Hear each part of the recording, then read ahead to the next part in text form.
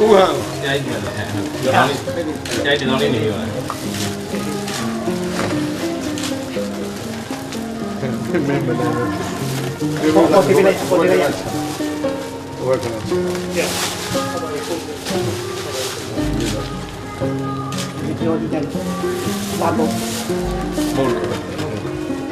Dạ. Avidya Uvezanti Totoro Govindati Mati Moya Dira Yuga Bhava Yadala Dadu Gita Vuruna Buddha Nigadu Gita Hota Vyapisa Gita Hota Aroga Gita Hota Sadhu, sadhu, sadhu.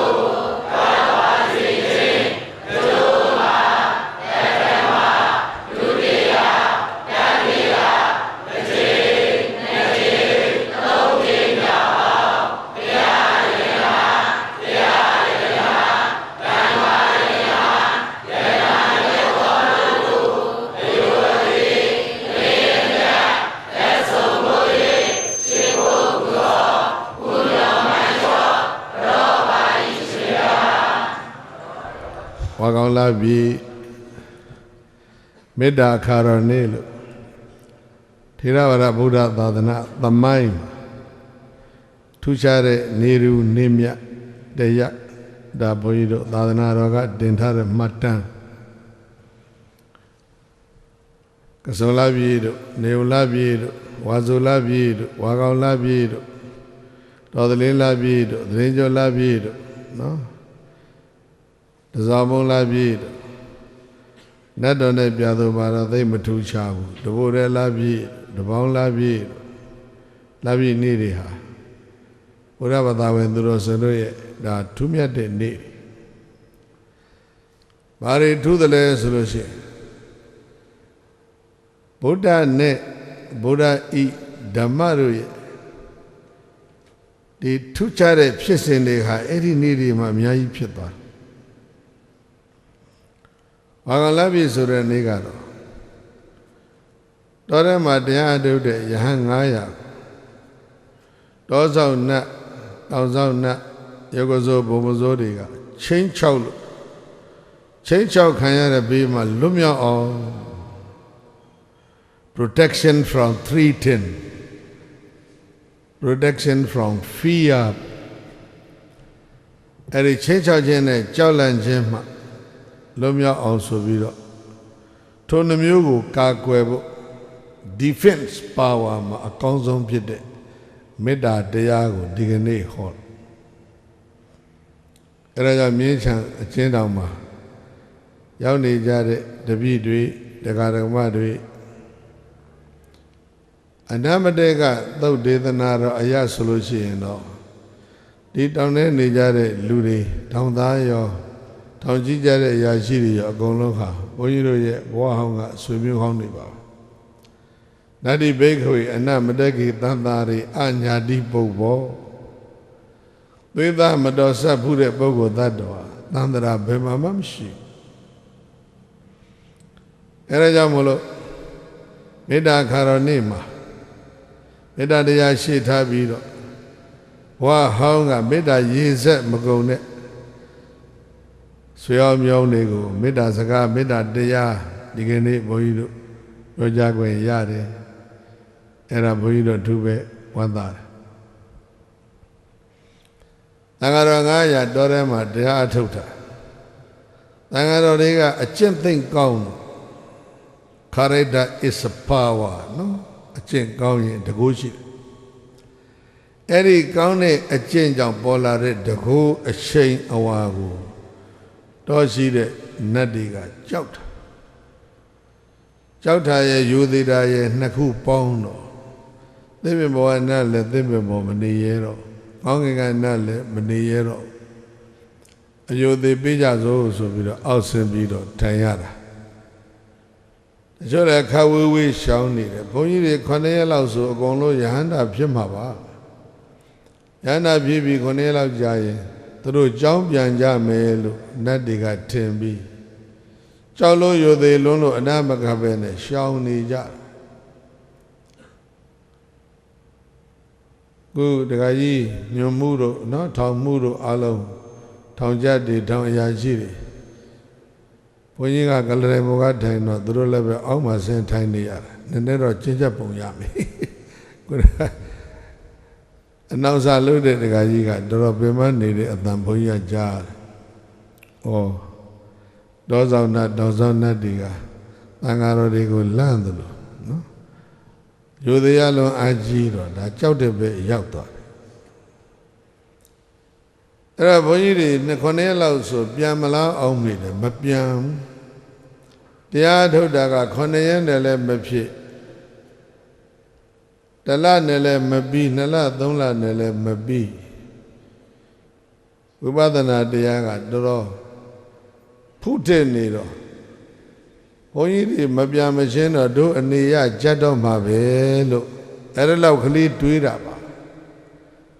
မကောင်းသောစိတ်ထားဟာဒီနတ်တွေရဲ့ခေါင်းထဲမှာမရှိပါဘူးမြန်ပြန်မှပဲဘုန်းကြီးတွေမြန်ပြန်မှပဲတို့အနေချောင်လိုက်မယ်လို့အဲ့ဒါကလေးတွေးပြီးတော့မြန်ပြန်စေခြင်းလို့6လွတ်တာတရေမ6ဘူးပရိသတ်ကြီးနတ်6တာနော်နတ်6တာမကောင်းလာပြီနော်ဘဝနိုင်ငံထပ်ပဲကတော့ဒါနတ်နေပဲတောင်ပြုံးတဲ့ယရဏကူကနတ်တွေတော်တော်အလို့ရှုပ်တဲ့နေဟာသူတို့နေအဲ့တော့သူတို့မ6ဘူးသိကြတယ်ဒါပေမဲ့ဘုန်းကြီး900ကို6ကျောက်တော်သံဃာတော်တွေပြန်သွားဇေတဝန်ရောက်ဘုရားကမေးတယ်ဘာဖြစ်လို့ပြန်လာလဲတော6တယ်တဲ့ဘုရားကကြည့်လိုက်တယ်တောမ6ဘူးနတ်6တာဘာဖြစ်လို့လဲအဲ့ဒီသံဃာတော်တွေနဲ့အဲ့ဒီနတ်တွေမိမ့်မဖြစ်လို့အချက်ကဒါပဲ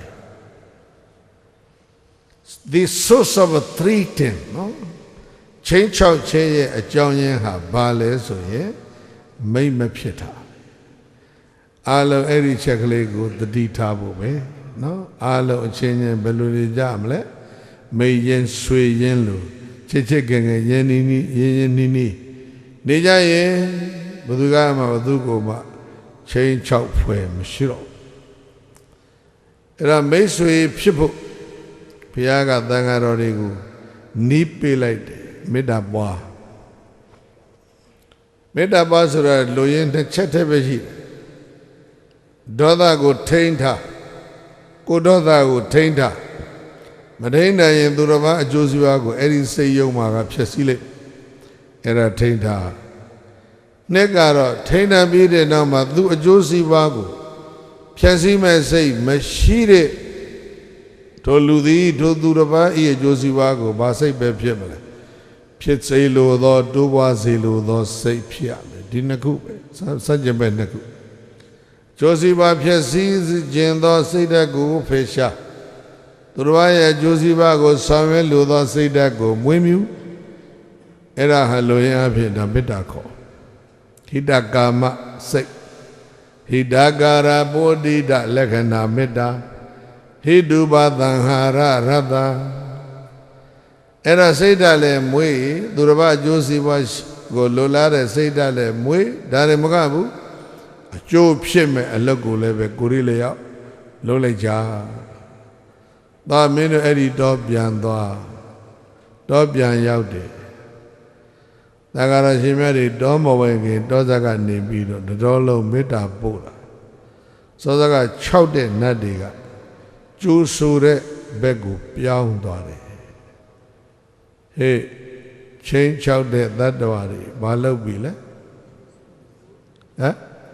ကျိုးဆိုကြတယ်အဲ့ဒါပါပဲပြုပြပြောင်းလဲရေးဆိုတာနော်ချင်း6ချင်းကိုဘာပြောင်းကျိုးဆိုခြင်းသို့ပြောင်းနိုင်အောင်လို့ချင်း6တာကဒေါသတရားကျိုးဆိုတာကမေတ္တာတရားသံဃာတော်တွေမေတ္တာပို့တော့တောတဲ့ကနတ်တွေအစုလိုက်ထွက်လာကြတယ်စာရဲတော့မပါဘူးဘုန်းကြီးကစိတ်ကူးနဲ့ပြောကြည့်ဆိုင်းဘုတ်တွေကိုင်းပြီးတော့ welcome to our forest ကိုတော်တွေကိုတပည့်တော်တို့တောအုပ်ကြီးတဲ့ကြွပါကျူပါတယ်ဆိုတော့ကိုတော်တွေကအံ့ဩတယ်ရခင်တစ်ခေါက်ကချင်းချောက်ထားလဲဒီကောင်းနေပဲကျိုးဆိုတာလဲဒီကောင်းနေပဲချင်းချောက်ချင်းမှကျိုးဆိုခြင်းသို့ဘာကြောင့်ပြောင်းသွားသလဲဆိုတော့နားလည်သွားတာကမေတ္တာရဲ့အကျိုးပဲနော်မေတ္တာကျိုး7မျိုးမရွတ်နဲ့တော့အဲ့ဒါလောက်ဆိုလို့ရှိရင်တော်လုံလောက်အဲ့ဒါကြောင့်ချင်းချောက်တဲ့အဆင့်ကတည်းကျိုးဆိုတဲ့အဆင့်ကိုဘာနဲ့ပြောင်းမလဲမေတ္တာနဲ့ပြောင်းအလုံးထောင်ရှိကြတဲ့လူတွေတိတ်ဆိတ်နဲ့တနေ့လုံးတညလုံးနေခွင့်ရတယ်အလုံးမေတ္တာပွားကြလို့ထောင်ရှိတဲ့အမျိုးသားအမျိုးသမီးထောင်ဝန်တန်းရောထောင်ထဲမှာရောက်နေတဲ့အကျဉ်းသားရောအကုန်လုံးကိုမေတ္တာနဲ့နေကြပါချင်းချင်းအပြန်အလှန်မိတ်ဖွဲ့ပြီးတော့တရေတနည်းနေရအဲ့ဒါဘဝဟာချမ်းမြေ့ပျော်ရွှင်စရာကောင်းပါလေနေရမယ့်ဘဝဟာတူတူကလေးနှစ်တရားမပြည့်ခင်မှာအလုံးသိဖို့အစဉ်သင့်ရှိအန္တဝဒသဒံဇီဝေသဗ္ဗေဝမရိတန္တိအဲ့ဒါကြောင့်နှစ်တရားတည်းမှာသိရမယ်ဒီလူတွေနေရတဲ့တို့တောင်းတဲ့အချိန်ကလေးမှာနော် how to live happily ချမ်းမြေ့ပျော်ရွှင်ချစ်ခင်ဘယ်လိုနေကြမလဲနောက်တစ်ခုကလည်းပဲ how to die နော် free from fear and sorrow ဆိုရင်ချင်းကြောက်လန့်ခြင်းကင်းပြီးတော့ဘယ်လိုသိရအဲ့ဒီနှစ်ခုအတွက်အကုန်လုံးဒီကနေ့ပြင်ဆင်ထားကြနောက်ပြီးတော့လူဆိုတဲ့အဓိပ္ပာယ်ဟာလေဗုဒ္ဓဒေသနာရဲ့ရှုထောင့်လူအစားတွေအများကြီးရှိတာတွေကိုမပြောတော့ဘူးတလုံးပဲမှတ်လိုက်နော်မကောင်းတဲ့မှုနဲ့ကောင်းမှုကိုခြားခြားနာသိမှအဲ့ဒါဘာခေါ်မှလဲလူခေါ်အဲ့ဒါကြောင့်လူပိသသာအသက်ရှင်ပြီးတော့နေဖို့ရအရေးကြီးဒီဘောတရားသာအသက်ရှင်ပြီးတော့နေသွားတယ်ကောင်းမှုဆိုတာဘာများလဲမကောင်းမှုဆိုတာဘာများလဲလို့ပပပုံညာမနတိဇာနာတိကောင်းမှုမကောင်းမှုဒီနှစ်ခုကိုသိပြီးတော့နေသွားရရင်လူဖြစ်ကျိုးနဲ့မသိဘဲနဲ့နေလဲရရင်လူဘဝဟာအဲ့ဒါချင်းဤသက်ရှင်သွားတာအဲ့ဒါကြောင့်အသိဟာတန်ဖိုးရှိဒါပေမဲ့ခွေးတွေကြောင်တွေနွားတွေသိတာကတော့တစ်မျိုးပဲသူတို့က eating စားပလိုက် sleeping အိပ်လိုက်အောင်ပြီးရင်ဘာလုပ်အောင်လဲ sexual intercourse ပေါ့လေကာမဂုဏ်မြှွဲလိုက်အောင်ဒါပဲလူကအဲ့ဒီအသိကအဲ့လောက်ပဲရှိတော့တယ်ဆိုလို့ရှိရင်အဲ့ဒီလူဟာလူတရိစ္ဆာန်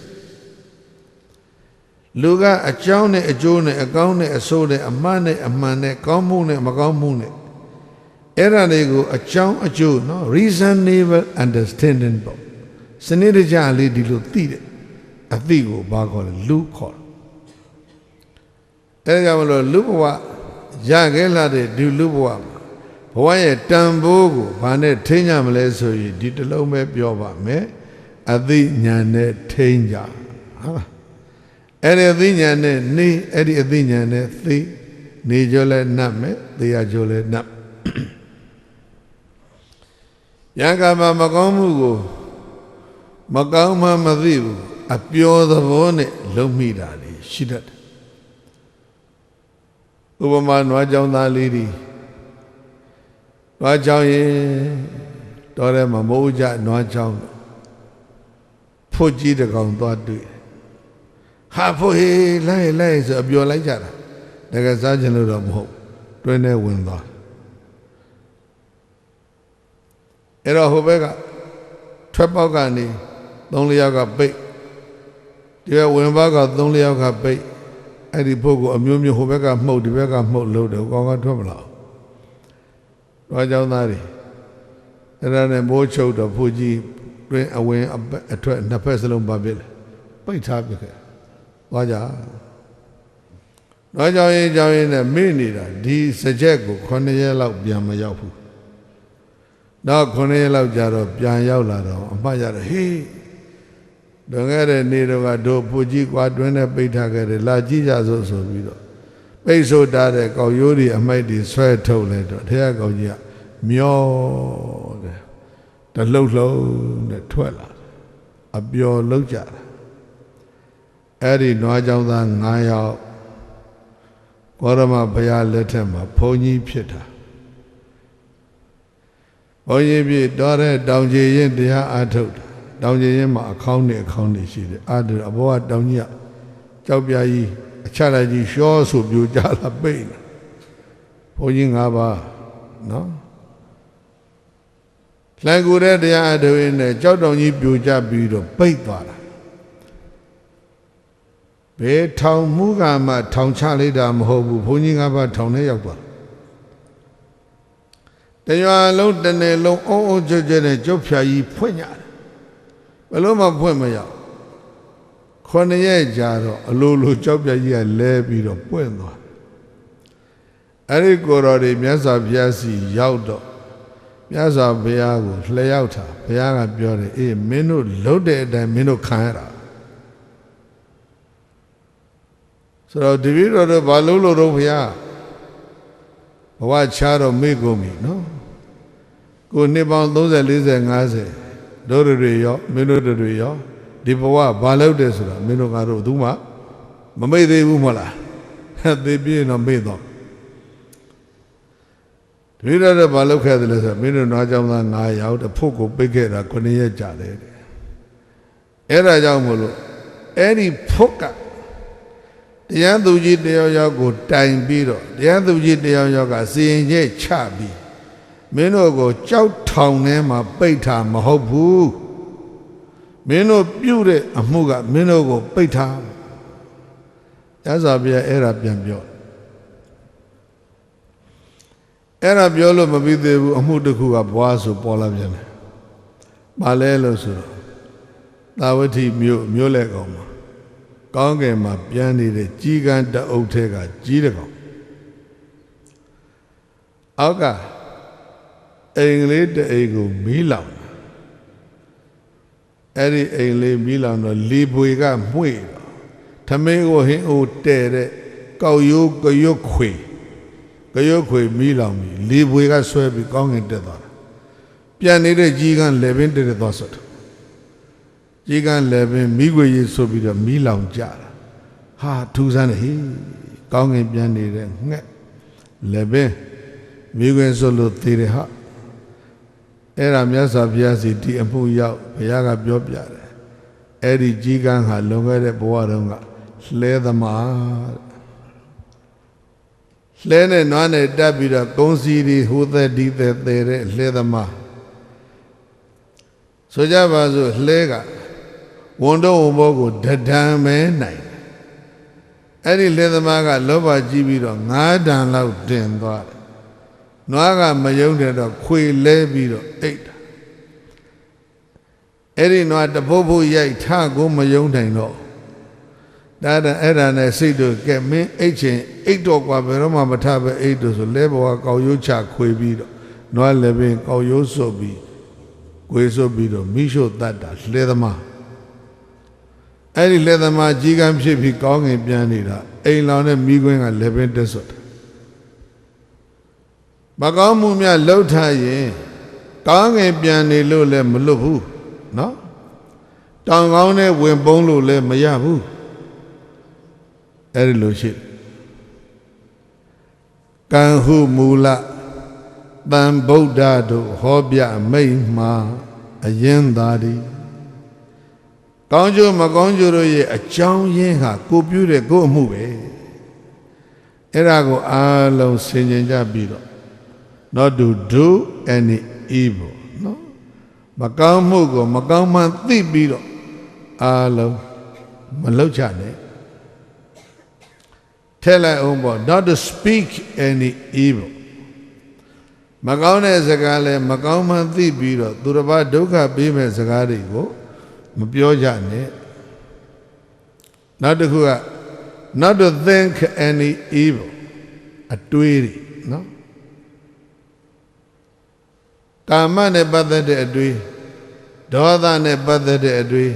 ညှင်းဆဲနှိမ့်ဆက်ခြင်းနဲ့ပတ်သက်သောအတွေးလောဘဒေါသမောဟမာနဒိဋ္ဌိတွေနဲ့ရောထွေးပြီးအတွေးမှားတယ်မိစ္ဆာသင်္ကပ္ပပေါ်လေ wrong thought မတွေးနဲ့အဲ့ဒါ do not think any evil ဒီသုံးချက်ပဲဘုရားအဆုံးမှာမကောင်းမှုကိုမပြုခြင်း not to do any evil မကောင်းသောစကားမပြောရခြင်း not to speak any evil မကောင်းတဲ့အတွေးတွေမတွေးရခြင်း not to think any evil ဒါကိုမြတ်စွာဘုရားကတဘောရလာပြီးမှဟောတယ်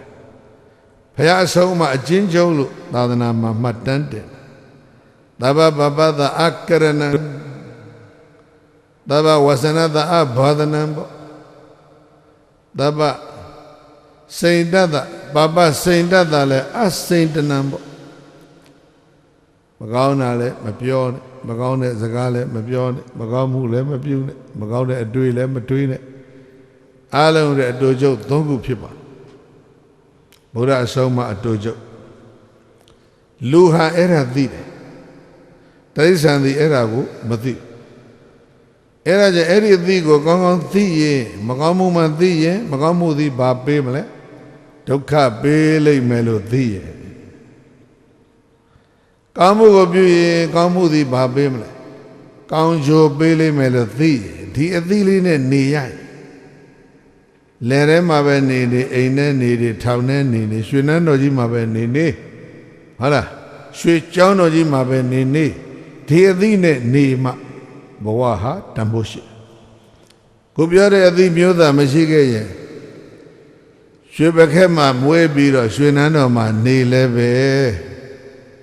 လူအသည့်ဆိုတဲ့မကောင်းမှုနဲ့ကောင်းမှုကိုခွဲသိတဲ့ဉာဏ်မရှိရွှေနန်းတော်ဘွားရွှေနန်းတော်သားတွေလည်းပဲတန်ဖိုးမရှိချောင်းထဲမြောင်းထဲကဆင်းရဲသားဖြစ်ဖြစ်မုတ်ဆိုးတငါကမွေးလာတဲ့သားပဲဖြစ်ဖြစ်နော်အနုအဝဲပဲဖြစ်ဖြစ်ဒီအသိဉာဏ်ရှိ physical appearance ကတော့ဘလောက်ပဲအယုတ်ဆိုးဆိုးပေါ့ mental appearance ဘာပဲလဲလှနေဒါလူပိသားတယ်လို့ခေါ်ပါတယ်အဲ့ဒါကြောင့်အလုံးလူပိသားတယ်လူအသိနဲ့စနစ်တကျဘဝမှာနေသွားဖို့ဘဝတစ်ခုကိုအဲ့ဒီအသိကောင်းလေးနဲ့အဆုံးသတ်ဖို့ရတဲ့အာလုံးဒီကနေ့ကိုဘုန်းကြီးတို့ကတိုက်တွန်းပါတယ်အဲ့တော့မနေ့စာနဲ့နေ့စာကြွေးတာကတော့မဒါနမဟုတ်ပါဘူးဒီစကားလေးတွေပြောခြင်းလို့ဘုန်းကြီးတို့ဒီကောင်းမှုပြုတာပါနော်ဒုလဘ၅ပါးဆိုတာရှိတယ်လေလူမသိတဲ့လူဘဝရခဲ့လူဖြစ်တဲ့လူဘဝဒီလိုဓမ္မကိုဘာဖြစ်လဲကြားဖို့ခဲရင်နောက်ပါခဲသေးတယ်ကြားပြီးတော့လဲနားလည်ဖို့လဲခက်ခဲတယ်နားလည်ပြီးပြန်တော့ပါတယ်ကျင့်ဖို့ကပိုခက်ကျင့်ပဲကျင့်ကြတော့လည်းပဲကျင့်သည်အလောစွာတသိနားလည်ဖို့တရားအဆင့်ပေါက်ဖို့ကဘာဖြစ်လဲပိုခက်ဒါတွေကိုဘာခေါ်တာလဲဒုံလဘ အားလုံးထောင်ထဲမှာပဲနေနေနော်နတ်တော်ထဲမှာပဲနေနေအဲ့ဒီရခဲ့တဲ့ဘဝကိုတော့အကုန်လုံးရထားကြတာရထားတဲ့ဒီဘဝကိုမဖြစ်စည်းပြကြနဲ့နော်အကျင့်ကောင်းတွေအသိကောင်းတွေအတွေးခေါ်ကောင်းတွေနဲ့ရထားတဲ့ဘဝကောင်းလေးကိုတိတ်ကဘာလို့ preserve လုပ်ထိန်းထားဒါတဲ့ပို့ပြီးတော့အောက်တန်းချမတော့နံပါတ်2ကတော့ trying to upgrade ပေါ့ကြိုးစားပြီးတော့မြင့်ထားကြိုးစားမြင့်တယ်လို့မြင့်လာပြီးရင်အဲ့ဒီမြင့်လာတဲ့ဥစ္စာကိုဘာလို့ရမလဲ trying to preserve မြင့်နေတဲ့ဘဝကိုကြမတော့အောင်လည်းဘာလို့ဆက်ထိန်းထားဘဝရဲ့အထိန်းတရားဟာဘာလဲဆိုတော့ကိုချင်းတရားပဲကိုချင်းတရားနဲ့အသိဉာဏ်ဝိဘက်ဟူသည်ကြာမရှိခင်ပြန်လီဓာမျိုးမကောင်းကြိုးဖြစ်နောက်ပိုးလိုက်တဲ့သူကိုဖြက်ကကိုပြတ်တတ်စွာဤလူရွာဝဲ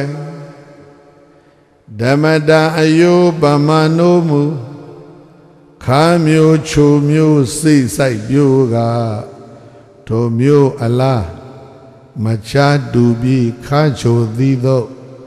သာကြီးမင်းပြိုမှတ်ပိုက်သို့လောသူကိုယ်တရမကြော့ကျန်းနဲ့လူနှမ်းကိစ္စကြိုမလဘူးလူနှမ်းဆိုတာလူမိုက်လူနှမ်းကိစ္စကြိုမလဘူးနိယာမမျိုးကောင်းအဆိုဒီနိယာမနော်ဗီဇတို့ရဲ့မျိုးစေတို့ရဲ့ဖြစ်မြဲသဘောဗီဇနိယာမတော့ကျင်းတောင်နဲ့လျှောက်ကြည့်အာငရုတ်ပင်လေးရဲမဲ့သည်မဲ့နေပြီဒီလိုပြောမကောင်းဘူးလား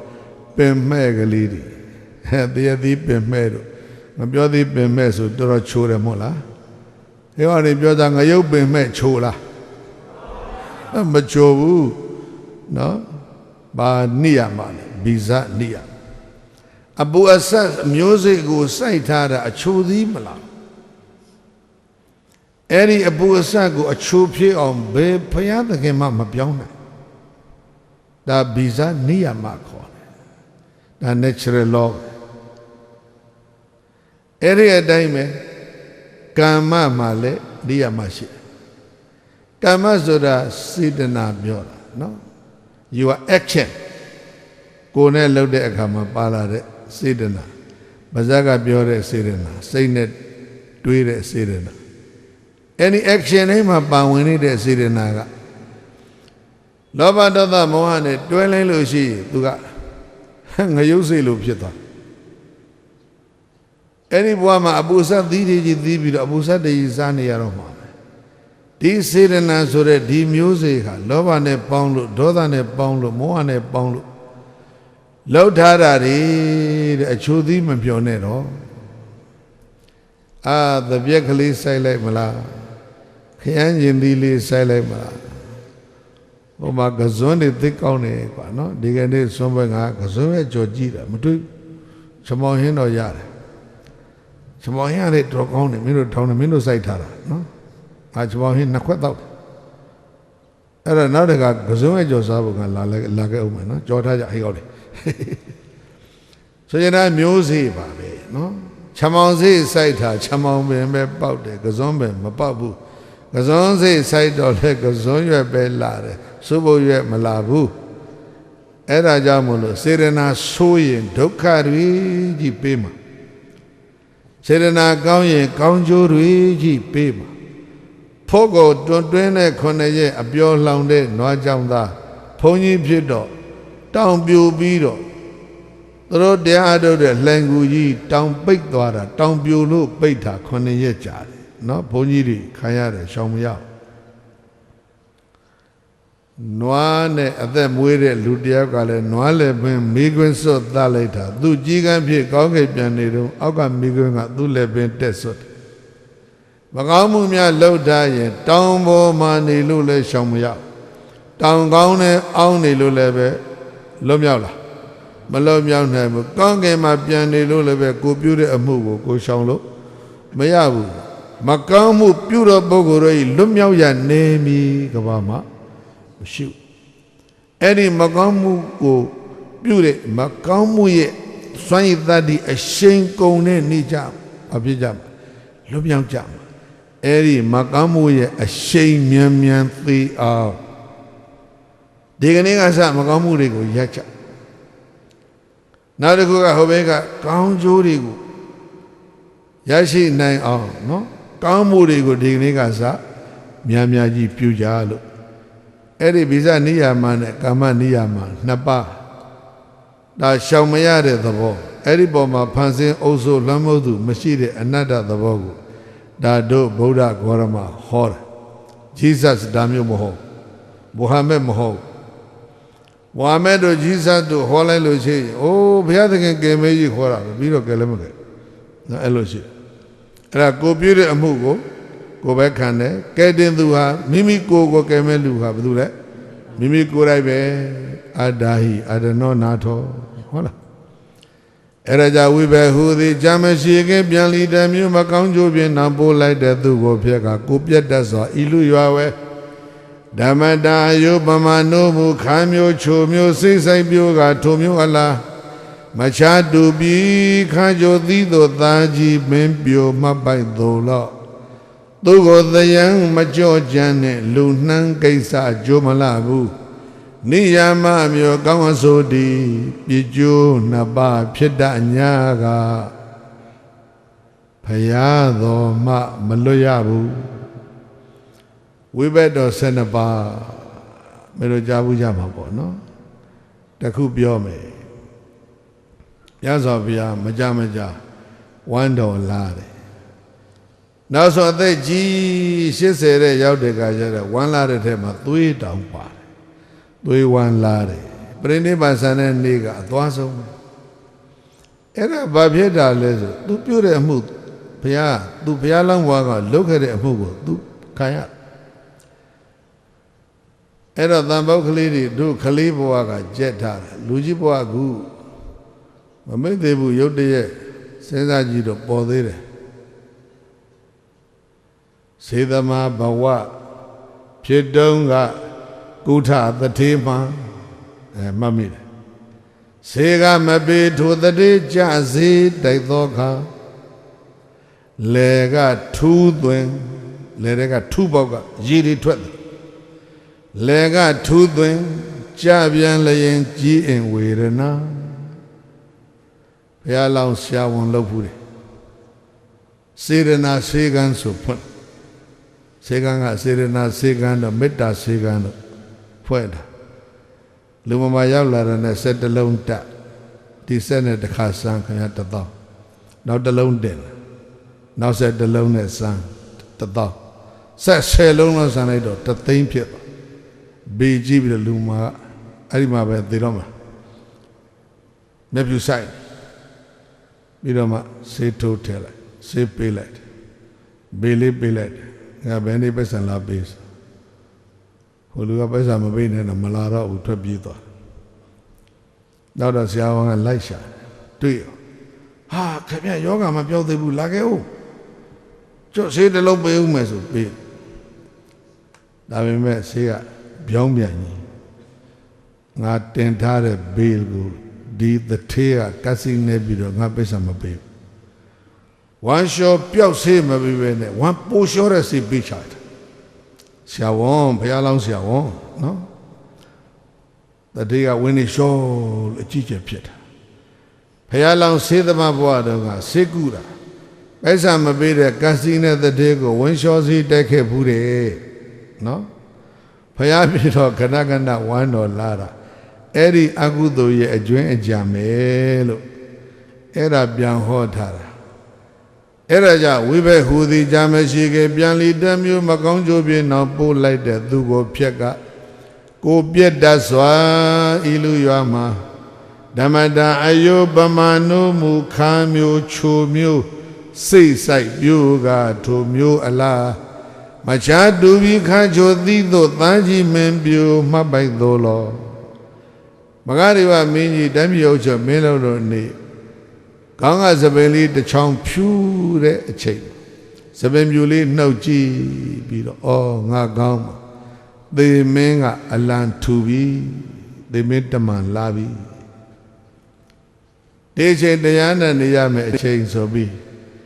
သားတော်ကြီးခေါ်ပြီးတော့တိုင်းပြည်အုပ်ချုပ်မင်းလုပ်တဲ့ဤတွေကိုသင်ကြားပြတာဆုံးမတဲ့အထက်မှာဒီအချက်ပါထည့်သွားတာမဂရိဝမင်းကြီးဒီနန်းကိုသားကြီးလွှဲပြီးတော့တောထွက်ကန်ဒီမှာပြောသွားတဲ့စကားအဲ့ဒါလည်းကိုဒီကနေ့မြင်းချံအကျဉ်းထောင်မှာမဂရိဝမင်းကြီးဆိုတဲ့ဘုရားလောင်းတော်ကြီးကတို့ထောင်ထဲလာပြောသွားတယ်လို့အဲ့လိုလေးမှတ်ပြီးတော့ဒါနာကြားကြပါနော်တို့ရမရဲ့ဒီကနေ့ဓမ္မလက်ဆောင်ကတော့မေတ္တာခါတော်နေ့မှာမေတ္တာစိတ်နဲ့တဲ့ဘဝမပျက်စီးကြပါစေနဲ့နေ့ဘဝရဲ့ဒုက္ခအထွေတွေမှအလုံးလွတ်မြောက်ကြပါစေဆိုတဲ့မေတ္တာကိုရှေ့မှာထားပြီးတော့ဒီမေတ္တာစကားဓမ္မကထာကိုတို့ပြောပါတယ်လူဘဝဆိုတာဟာကောင်းမှုမကောင်းမှုသေချာသိမှလူပိသားတဲ့လူဘဝကိုရကြမှာအဲဒါကြောင့်ကောင်းမှုနဲ့မကောင်းမှုကိုသိအောင်လည်းပဲလေ့လာသင်ကြားသိပြီးတဲ့အခါမှာမကောင်းမှုကဒုက္ခပေးလိမ့်မယ်ဆိုပြီးတော့ရှောင်ရှားကောင်းမှုကကောင်းကျိုးပေးတတ်တယ်ဆိုပြီးတော့လိုက်နာပွားများခြင်းဖြင့်ဘဝဖွံ့ဖြိုးတိုးတက်မှုကိုလည်းရရှိနိုင်ကြပါစေပေါ့ဘဝဒုက္ခအထွေတွေမှလည်းလွတ်မြောက်ပါစေလို့တို့များအဲ့ဒါဆိုတောင်းတယ်ခုနကတို့ရွတ်တဲ့လင်္ကာတွေကတော့မန္လိစရောဘုရားကြီးရေးတဲ့မဂဒေဝလင်္ကာဖြစ်ပါဝိဘယ်ဟုသည်ဂျာမရှိကေပြန်လီတံမျိုးမကောင်းကျိုးပြေနောက်ပိုးလိုက်တဲ့သူကိုဖြက်ကကိုပြတ်တတ်စွာဤလူရွာမှာဓမ္မတာယောပမနောမူခါမျိုးချိုမျိုးစိဆိုင်ပြိုကအထုံမျိုးအလားမချာတူပြီးခါချိုသီးသောသားကြီးမင်းပြိုမပိုက်သောလောက်သူကိုတယံမကြော့ကြမ်းနှင့်လူနှမ်းကိစ္စကြိုးမလဘူးနိယာမမျိုးကောင်းအဆိုသည်ပြည့်ကျိုးနှစ်ပံဖြစ်တတ်ညာကဖယားတော်မှမလွတ်ရဘူးအဲ့ဒီစကားလက်ဆောင်တဲ့မေတ္တာအခါတော်နေ့မှာတို့များရဲ့မေတ္တာဓမ္မကထာကိုဏိဂုံချုပ်ပါပြီအားလုံးသောအကျဉ်းတော်မှာရှိကြတဲ့ဝန်ထမ်းများဝန်ထမ်းမိသားစုများနဲ့ကျင်းသူအကျဉ်းသားအားလုံးတို့လက်ရှိမျက်စိနဲ့မြင်နေရတဲ့ဘဝအကျဉ်းထောင်ဟာအပေါ်ယံအကျဉ်းထောင်ကလေးပဲဖြစ်ပါတယ်ကိလေသာတွေနဲ့ရစ်ပနှောင်ဖွဲ့ထားတဲ့ဘဝဟာဘယ်ဘဝရောက်ရောက်အဲ့ဒီဘဝအကျဉ်းထောင်ဟာအကျဉ်းကျက်ဆုံးဖြစ်ပါတယ်နော်ဒီလူတို့ဆောက်လုပ်ထားတဲ့မင်းတို့ဆောက်လုပ်ထားတဲ့ဒီဥဒ္ဒရိုင်းဒီကာယံထားတဲ့ဒီအကျဉ်းထောင်ဒီအပေါ်ယံအကျဉ်းထောင်လေးမျှတာဖြစ်ပါတယ် superficial prison တကယ်အကျဉ်းကျကြတဲ့အကျဉ်းထောင်ကဘာပါတယ်မကောင်းမှုတို့နဲ့ရစ်ပတ်ချီနှောင်ထားတဲ့ဘဝတန်တရာသီသာလင်အလုံးဘဝအကျဉ်းထောင်ဖြစ်ပါတယ်ဘဝအကျဉ်းထောင်မှာလွတ်မြောက်ဖို့အလုံးnot to do any evil မကောင်းမှုအလုံးကိုမပြုမိကြစေနှစ် not to speak any evil မကောင်းတဲ့စကားတွေမပြောမိကြစေ third not to think any evil မကောင်းတဲ့အတွေးတွေမတွေးမိကြပါစေနဲ့လို့မြတ်ဗုဒ္ဓဤမေတ္တာဩဝါဒအချင်းချုပ်နဲ့အားလုံးကိုဓမ္မလက်ဆောင်ပေးပါတယ်ဘဝသန္တရာအကျဉ်းထောင်မှအားလုံးခပ်မြန်မြန်ကြီးလွတ်မြောက်တော်မူကြပါစေကုန်သတည်း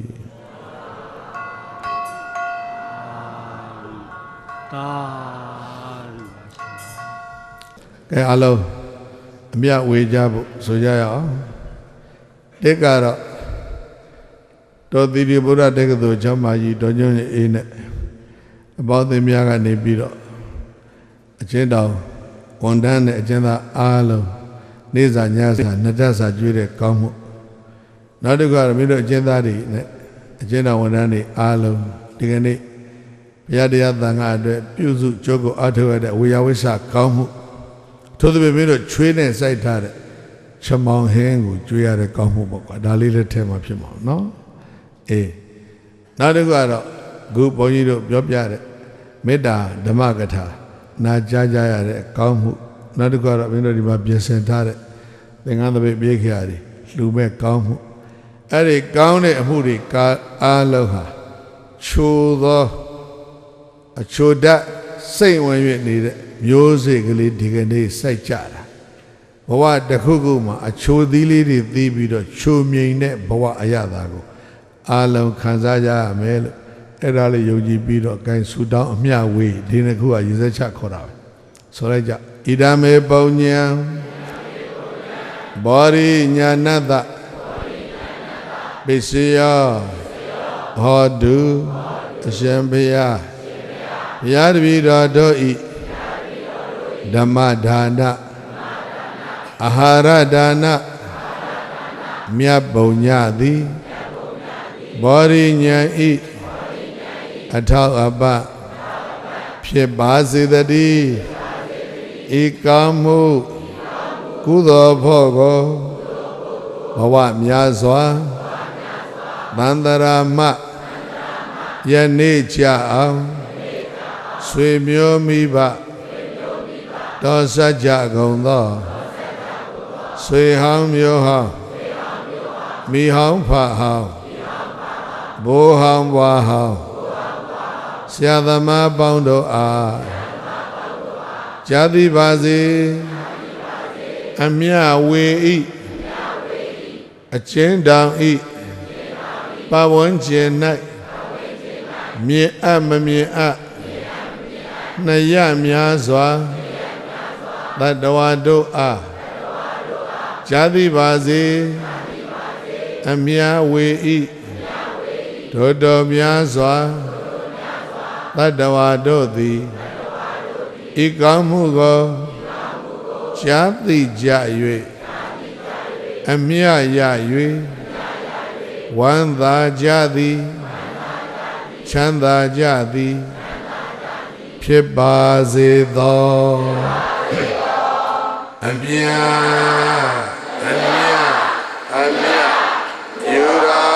မူကြပါကုန်လော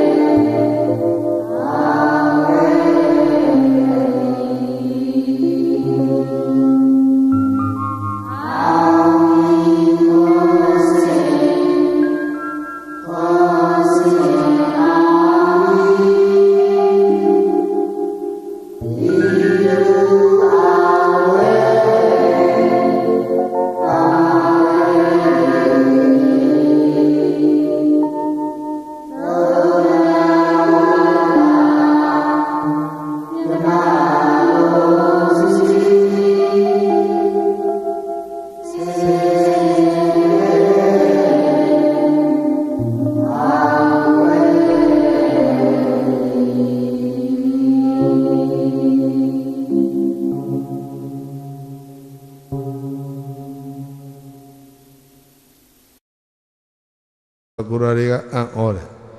ရခင်တစ်ခေါက်ကချင်းချောက်ထားလဲဒီကောင်းနေပဲကျိုးဆိုတာလဲဒီကောင်းနေပဲချင်းချောက်ချင်းမှကျိုးဆိုခြင်းသို့ဘာကြောင့်ပြောင်းသွားသလဲဆိုတော့နားလည်သွားတာကမေတ္တာရဲ့အကျိုးပဲနော်မေတ္တာကျိုး7မျိုးမရွတ်နဲ့တော့အဲ့ဒါလောက်ဆိုလို့ရှိရင်တော်လုံလောက်အဲ့ဒါကြောင့်ချင်းချောက်တဲ့အဆင့်ကတည်းကျိုးဆိုတဲ့အဆင့်ကိုဘာနဲ့ပြောင်းမလဲမေတ္တာနဲ့ပြောင်းအလုံးထောင်ရှိကြတဲ့လူတွေတိတ်တိတ်ဆိတ်ဆိတ်နဲ့တနေ့လုံးတညလုံးနေခွင့်ရတယ်အလုံးမေတ္တာပွားကြလို့ထောင်ရှိတဲ့အမျိုးသားအမျိုးသမီးထောင်ဝန်တန်းရောထောင်ထဲမှာရောက်နေတဲ့အကျဉ်းသားရောအကုန်လုံးကိုမေတ္တာနဲ့နေကြပါချင်းချင်းအပြန်အလှန်မိတ်ဖွဲ့ပြီးတော့တရေတနည်းနေရအဲ့ဒါဘဝဟာချမ်းမြေ့ပျော်ရွှင်စရာကောင်းပါလေနေရမယ့်ဘဝဟာတူတူကလေးနှစ်တရားမပြည့်ခင်မှာအလုံးသိဖို့အစဉ်သင့်ရှိအန္တဝဒသဒံဇီဝေသဗ္ဗေဝမရိတန္တိအဲ့ဒါကြောင့်နှစ်တရားတည်းမှာသိရမယ်ဒီလူတွေနေရတဲ့တို့တောင်းတဲ့အချိန်ကလေးမှာနော် how to live happily ချမ်းမြေ့ပျော်ရွှင်ချစ်ချစ်ခင်ခင်ဘယ်လိုနေကြမလဲနောက်တစ်ခုကလည်းပဲ how to die နော် free from fear and sorrow ဆိုရင်ချင်းကြောက်လန့်ခြင်းကင်းပြီးတော့ဘယ်လိုသိရအဲ့ဒီနှစ်ခုအတွက်အကုန်လုံးဒီကနေ့ပြင်ဆင်ထားကြနောက်ပြီးတော့လူဆိုတဲ့အဓိပ္ပာယ်ဟာလေဗုဒ္ဓဒေသနာရဲ့ရှုထောင့်လူအစားတွေအများကြီးရှိတာတွေကိုမပြောတော့ဘူးတစ်လုံးပဲမှတ်လိုက်နော်မကောင်းတဲ့မှုနဲ့ကောင်းမှုကိုခြားခြားနဲ့သိမှအဲ့ဒါဘာခေါ်မှလဲလူခေါ်အဲ့ဒါကြောင့်လူပိသသာအသက်ရှင်ပြီးတော့နေဖို့ရအရေးကြီးဒီဘောတရားသာအသက်ရှိပြီးတော့နေသွားတယ်ကောင်းမှုဆိုတာဘာများလဲမကောင်းမှုဆိုတာဘာများလဲလို့ပပပုံညာမနတိဇာနာတိကောင်းမှုမကောင်းမှုဒီနှစ်ခုကိုသိပြီးတော့နေသွားရရင်လူဖြစ်ကျိုးနဲ့မသိဘဲနဲ့နေလဲရရင်လူဘဝဟာအဲ့ဒါအချင်းကြီးအသက်ရှင်သွားတာအဲ့ဒါကြောင့်အသိဟာတန်ဖိုးရှိဒါပေမဲ့ခွေးတွေကြောင်နေနွားတွေသိတာကတော့တစ်မျိုးပဲသူတို့ကတော့ eating စားပလိုက် sleeping အိပ်လိုက်အောင်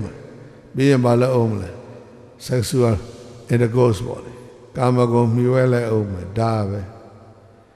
လူကအဲ့ဒီအသိကအဲ့လောက်ပဲရှိတော့တယ်ဆိုလို့ရှိရင်အဲ့ဒီလူဟာလူတရိစ္ဆာန်လူကအကြောင်းနဲ့အကျိုးနဲ့အကောင်းနဲ့အဆိုးနဲ့အမှားနဲ့အမှန်နဲ့ကောင်းမှုနဲ့မကောင်းမှုနဲ့အဲ့ဒါတွေကိုအကြောင်းအကျိုးနော် reasonable understanding ပေါ့စနစ်တကျလေးဒီလိုသိတယ်အသိကိုဘာခေါ်လဲလူခေါ်တယ်အဲ့ဒါကြောင့်မလို့လူဘဝရခဲ့လာတဲ့ဒီလူဘဝမှာဘဝရဲ့တန်ဖိုးကိုဘာနဲ့ထိန်းကြမလဲဆိုရင်ဒီတစ်လုံးပဲပြောပါမယ်အသိဉာဏ်နဲ့ထိန်းကြဟုတ်အဲ့ဒီအသိဉာဏ်နဲ့နေအဲ့ဒီအသိဉာဏ်နဲ့သိနေကြလဲနှပ်မယ်သိရကြလဲနှပ်ယံကမှာမကောင်းမှုကိုမကောင်းမှမသိဘူးအပျော်သဘောနဲ့လုံးမိတာလေရှိတတ်တယ်ဥပမာနွားကြောင်သားလေးတွေနွားကြောင်ရင်တော်တယ်မမိုးကြနွားကြောင်ဖို့ကြီးတကောင်သွားတွေ့ဟာဖို့ဟေးလိုက်ဆိုအပျော်လိုက်ကြတာတကယ်စားခြင်းလို့တော့မဟုတ်တွင်းထဲဝင်သွားအဲ့တော့ဟိုဘက်ကထွက်ပေါက်ကနေ3-4ယောက်ကပိတ်ဒီဘက်ဝင်ပေါက်က3-4ယောက်ကပိတ်အဲ့ဒီပုဂ္ဂိုလ်အမျိုးမျိုးဟိုဘက်ကမှုတ်ဒီဘက်ကမှုတ်လို့တယ်ကောင်းကောင်းထွက်မလာတော့ကြောင်းသားတွေအဲ့ဒါနဲ့မိုးချုပ်တော့ဖို့ကြီးတွင်အဝင်အထွက်နှစ်ဖက်စလုံးပါပြစ်ပိတ်ထားပြခဲ့သွားကြတော့ကြောင်းရင်နဲ့မေ့နေတာဒီစကြက်ကို9ရက်လောက်ပြန်မရောက်ဘူးနောက်9ရက်လောက်ကြာတော့ပြန်ရောက်လာတော့အမှတ်ရတယ်ဟေးလွန်ခဲ့တဲ့နေ့တော့ကတို့ဖို့ကြီးကွာတွင်းနဲ့ပိတ်ထားခဲ့တယ်လာကြည့်ကြစို့ဆိုပြီးတော့ ပိတ်ဆို့တာတဲ့ကောက်ရိုးတွေအမိုက်တွေဆွဲထုတ်လိုက်တော့ထဲကကောက်ကြီးကမျောတယ်တလှုပ်လှုပ်နဲ့ထွက်လာအပျော်လောက်ကြတာအဲ့ဒီနွားကြောင်းသား9ယောက်ကောရမဘုရားလက်ထက်မှာဘုန်းကြီးဖြစ်တာဘုန်းကြီးဖြစ်တော့တဲ့တောင်ကြီးရင်တရားအားထုတ်တာတောင်ကြီးရင်မှာအခေါင်းနဲ့ရှိတယ်အားထုတ်အဘောကတောင်ကြီးကကြောက်ပြားကြီးအချလိုက်ကြီးရှောဆိုပြူကြလာပိတ်နေဘုန်းကြီး9ပါးနော်လှန်ကူတဲ့တရားအထုတ်ရင်နဲ့ကြောက်တောင်ကြီးပြူကြပြီးတော့ပိတ်သွားတာဘယ်ထောင်မှုကမှထောင်ချလိုက်တာမဟုတ်ဘူးဘုန်းကြီး9ပါးထောင်ထဲရောက်သွားတရွာလုံးတနေ့လုံးအုံအုံကျွတ်ကျွတ်နဲ့ကျုပ်ဖြာကြီးဖွင့်ရတယ်ဘယ်လို့မှဖွင့်မရ9ရက်ကြာတော့အလိုလိုကြောက်ပြကြီးကလဲပြီးတော့ပွင့်သွားအဲ့ဒီကိုတော်တွေမြတ်စွာဘုရားစီရောက်တော့မြတ်စွာဘုရားကိုလျှောက်တာဘုရားကပြောတယ်အေးမင်းတို့လှုပ်တဲ့အတိုင်းမင်းတို့ခံရတာဆိုတော့တပည့်တော်တို့ဘာလို့လို့တော့ဘုရားဘဝချားတော့မေ့ကုန်ပြီနော်ကိုနှစ်ပေါင်း30 40 50တို့တွေရောမင်းတို့တွေရောဒီဘဝဘာလုပ်တယ်ဆိုတာမင်းတို့ကတော့သူမှမမေ့သေးဘူးမဟုတ်လားသိပြင်းတော့မေ့တော့တပည့်တော်တို့ဘာလုပ်ခဲ့တယ်လဲဆိုတော့မင်းတို့နွားကြောင်းသား9ယောက်တဖို့ကိုပိတ်ခဲ့တာ9ရက်ကြာတယ်အဲ့ဒါကြောင့်မို့လို့အဲ့ဒီဖို့ကတရားသူကြီးတယောက်ယောက်ကိုတိုင်ပြီးတော့တရားသူကြီးတယောက်ယောက်ကစီရင်ချက်ချပြီးမင်းတို့ကိုကြောက်ထောင်ထဲမှာပိတ်ထားမဟုတ်ဘူးမင်းတို့ပြုတဲ့အမှုကမင်းတို့ကိုပိတ်ထားရသော်ပြအဲ့ဒါပြန်ပြောအဲ့ဒါပြောလို့မပြီးသေးဘူးအမှုတစ်ခုကဘွားဆိုပေါ်လာပြန်တယ်ဘာလဲလို့ဆိုတော့သာဝတိမြို့လက်ကောင်မှာကောင်းကင်မှာပြန်နေတဲ့ကြီးကန်းတအုပ်ထဲကကြီးတကောင်အောက်ကအိမ်လေးတအိမ်ကိုမီးလောင်အဲ့ဒီအိမ်လေးမီးလောင်တော့လေပွေကမှွေတော့ထမင်းကိုဟင်းအိုတဲ့တဲ့ကောက်ရိုးကရွတ်ခွေမီးလောင်ပြီလေပွေကဆွဲပြီးကောင်းကင်တက်သွားတာပြန်နေတဲ့ကြီးကန်းလေပင်တက်သွားဆိုတော့ကြီးကန်းလေပင်မိခွေရေးဆိုပြီးတော့မီးလောင်ကြတာဟာထူးဆန်းတယ်ဟေးကောင်းကင်ပြန်နေတဲ့ငှက်လေပင်မိခွေဆိုလို့သေးတယ်ဟာအဲ့ဒါမြတ်စွာဘုရားစီဒီအမှုရောက်ဘုရားကပြောပြတယ်အဲ့ဒီကြီးကန်းဟာလွန်ခဲ့တဲ့ဘဝတုန်းကလှဲသမားလှဲနဲ့နွားနဲ့တက်ပြီးတော့ကုန်းစီဒီဟိုသက်ဒီသက်တဲ့လှဲသမားဆိုကြပါစို့လှဲကဝန်တော့ဝန်ဘောကိုဒဒံမဲနိုင်အဲ့ဒီလှဲသမားကလောဘကြီးပြီးတော့9 တန်လောက်တင်သွားတယ်နွားကမယုံတဲ့တော့ခွေလဲပြီးတော့အိတ်တာအဲ့ဒီနွားတဖို့ဖို့ရိုက်ထကိုမယုံနိုင်တော့ဒါအဲ့ဒါနဲ့စိတ်တို့ကဲမင်းအိတ်ချင်းအိတ်တော့ကွာဘယ်တော့မှမထပဲအိတ်တို့ဆိုလဲဘဝကောက်ရိုးချခွေပြီးတော့နွားလည်းပင်ကောက်ရိုးစုပ်ပြီးခွေစုပ်ပြီးတော့မိရှို့တတ်တာလဲသမားအဲ့ဒီလဲသမားကြီးကန်းဖြစ်ပြီးကောင်းငင်ပြန်နေတာအိမ်လောင်တဲ့မိခွင်းကလည်းပင်တက်ဆွတ်မကောင်းမှုများလှုပ်ထားရင်ကောင်းငင်ပြန်နေလို့လည်းမလွတ်ဘူးနော်တောင်ကောင်းနဲ့ဝင်ပုံးလို့လည်းမရဘူးအဲ့ဒီလိုရှိကံဟုမူလတန်ဗုဒ္ဓတို့ဟောပြမိတ်မှာအရင်သာဒီကောင်းကျိုးမကောင်းကျိုးတို့ရဲ့အကြောင်းရင်းဟာကိုပြုတဲ့ကိုအမှုပဲအဲ့ဒါကိုအားလုံးဆင်ခြင်ကြပြီးတော့not to do any evil နော်မကောင်းမှုကိုမကောင်းမှန်သိပြီးတော့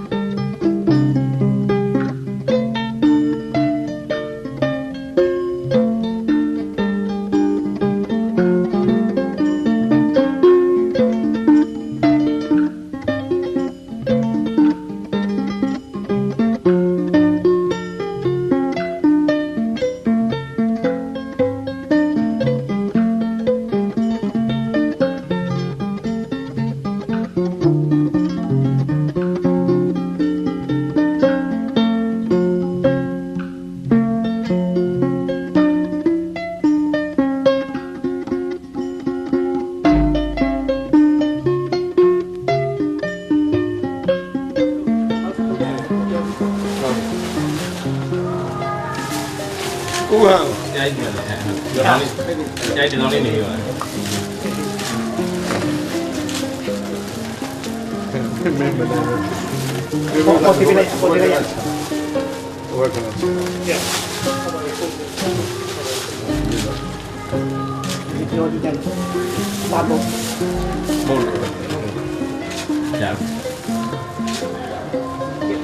Abitiya Urizanti Totoro Govinda Mati Manivaya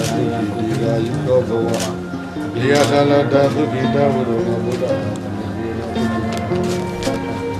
Niga Dugita Hota Vyapisa Dugita Hota Aroga Dugita Hota Sadhu, sadhu, sadhu.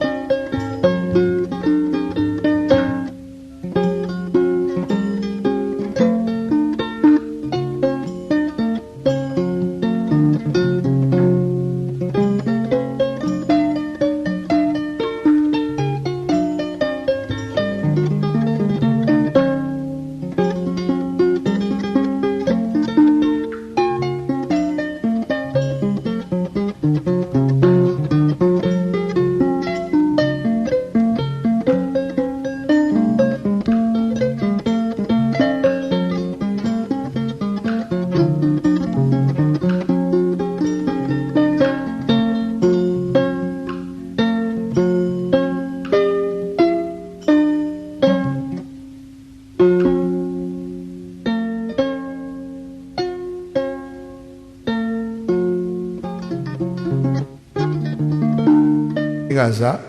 များများကြီးပြုကြလို့အဲ့ဒီဗိဇနိယာမနဲ့ကာမနိယာမနှစ်ပါးဒါရှောင်မရတဲ့သဘောအဲ့ဒီပေါ်မှာဖန်ဆင်းအုပ်စိုးလွှမ်းမိုးသူမရှိတဲ့အနတ္တသဘောကိုဒါတို့ဗုဒ္ဓဂေါရမဟောတယ်ဂျီဇတ်ဒါမျိုးမဟုတ်မုဟမ္မဒ်မဟုတ်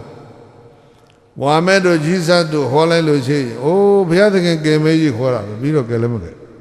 နော်အဲ့လိုရှိအဲ့ဒါကိုပြုတဲ့အမှုကိုပဲခံတယ်ကဲတင်သူဟာမိမိကိုယ်ကိုကဲမဲ့လူဟာဘာလို့လဲမိမိကိုယ်တိုင်ပဲအာဒါဟိအာဒနောနာထောဟုတ်လားအဲ့ဒါကြောင့်ဝိဘဟူသည်ဂျမ်းမရှိခင်ပြန်လီတမျိုးမကောင်းကျိုးဖြင့်နောက်ပို့လိုက်တဲ့သူကိုဖြက်ကကိုပြတ်တတ်စွာဤလူရွာဝဲဓမ္မတာအယုပမာနိုးမှုခါမျိုးချိုမျိုးစိတ်ဆိုင်ပြိုးကထိုမျိုးအလားမချာတူပြီးခါကြိုသီးသို့သာကြီးမင်းပြိုမှတ်ပိုက်သို့လော့သူကိုသယံမကြော့ကြမ်းနဲ့လူနှမ်းကိစ္စကြိုးမလာဘူးနိယာမမျိုးကောင်းအဆိုဒီပြကြိုးနှစ်ပါးဖြစ်တအညာကဖယားတော်မှမလွတ်ရဘူးဝိဘတ်တော်12ပါး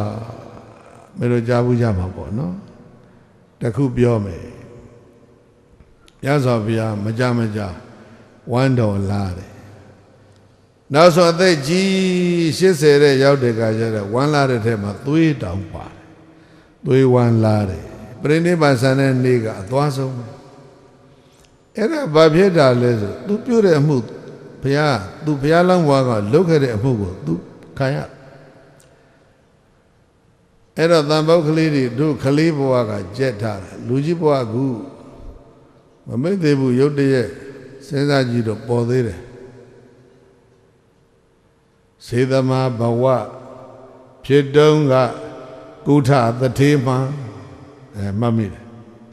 စေကမပေထိုသတိကြစေတိုက်သောခါလေကထူးသွင်းလေကထူးပေါက်ကရည်တွေထွက်တယ်လေကထူးသွင်းကြပြန်လျင်ကြီးအင်ဝေဒနာဘုရားလောင်းရှားဝန်လုပ်ဘူးတယ်စေရနာစေကံဆိုဖွင့်စေကံကစေရနာစေကံတော့မေတ္တာစေကံတော့ဖွဲ့တာလူမမာရောက်လာတဲ့နဲ့7လုံးတက်ဒီ7နဲ့တစ်ခါစမ်းခင်ဗျာ1000နောက်တစ်လုံးတင်နောက်7လုံးနဲ့စမ်း1000ဆက်10လုံးလောက်စမ်းလိုက်တော့3သိန်းဖြစ်သွားဘေးကြည့်ပြီးတော့လူမာအဲ့ဒီမှာပဲသေတော့မှာမျက်ဖြူဆိုင်ပြီးတော့မှဆေးထိုးထည့်လိုက်ဆေးပေးလိုက်ဘေးလေးပေးလိုက်ငါဘယ်နေ့ပတ်စံလာပေးဆိုဟိုလူကပတ်စံမပေးနဲ့တော့မလာတော့ဘူးထွက်ပြေးသွားနောက်တော့ဆရာဝန်ကလိုက်ရှာတွေ့ရောဟာခင်ဗျယောဂမပြောသေးဘူးလာခဲ့ဦးကျော့ဆေးတစ်လုံးပေးဦးမယ်ဆိုပေးဒါပေမဲ့ဆေးကပြောင်းပြန်ကြီးငါတင်ထားတဲ့ဘေးကိုဒီသထေးကကတ်စီနေပြီးတော့ငါပိဿမပေးဘူးဝမ်းလျှောပျောက်ဆေးမပေးပဲနဲ့ဝမ်းပိုလျှောတဲ့ဆေးပေးချတယ်ဆရာဝန်ဘုရားလောင်းဆရာဝန်နော်သထေးကဝင်းနေလျှောလို့အကြည့်ကျဖြစ်တာဘုရားလောင်းဆေးသမဘဝတော်ကဆေးကူတာပိဿမပေးတဲ့ကတ်စီနဲ့သထေးကိုဝင်းလျှောဆေးတိုက်ခဲ့ဘူးတယ်နော်